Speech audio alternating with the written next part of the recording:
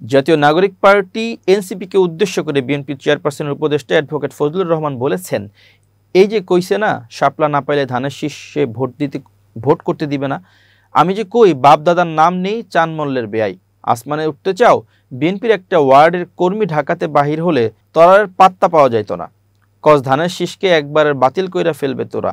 শুক্রবার 11 জুলাই অষ্টগ্রাম উপজেলা বিএনপির অফিসে এক মতবিনিময় সভায় স্থানীয় ভাষায় এসব কথা বলেন তিনি। ফজলুর রহমান বলেন, আমি জামাতের বিরুদ্ধে কই বলে খারাপ হয়ে গেছি গা, এরা কি নিয়ে যাইতেছে, তারা বলে দেশটাকে আফগানিস্তান বানাবে, আমি তো আমার দেশ বাংলাদেশ বানাতে চাই, আমি তো আফগানিস্তান বানাতে চাই না। তিনি বলেন, বাংলাদেশের বাপের নাম বা মায়ের নাম হলো মুক্তিযুদ্ধ, মিছা কইতেছি না, হাসা কইতেছি। মুক্তিযুদ্ধ না হলে কি বাংলাদেশ হইতো?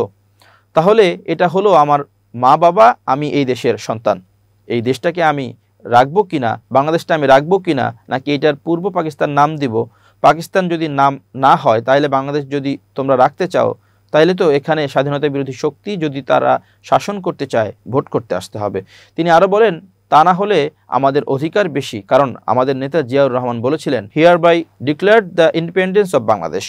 বাংলাদেশ থাকলে তো আমরা এই দেশের দায়িত্ব পালন করব এবং মানুষের ভোট আমরা নিব, সমস্ত তারা দখল করে বসে আছে। কয় কি, 2 সাপের 1 বিষ, নৌকার ধানের শীষ, নৌকা তো গেছে, আরেকটা সাপকে বিদায় করে দিবা ধানের শীষকে, তোমরা খালি পাল্লা। আর কয় কি, শাপলা না পাইলে ধানের শীষে ভোটও করতে দিবে না, কইছে কিনা। মতবিনিময় সভা অষ্টগ্রাম উপজেলা বিএনপি সভাপতি সাইদ আহমেদ, মিঠামইন উপজেলা বিএনপি সভাপতি জাহিদুল আলম জাহাঙ্গীর, ইটনা উপজেলা বিএনপি সভাপতি এস এম কামাল হোসেন, সাধারণ সম্পাদক সিদ্দিকুজ্জামান ঠাকুর, স্বপন প্রমুখ উপস্থিত ছিলেন।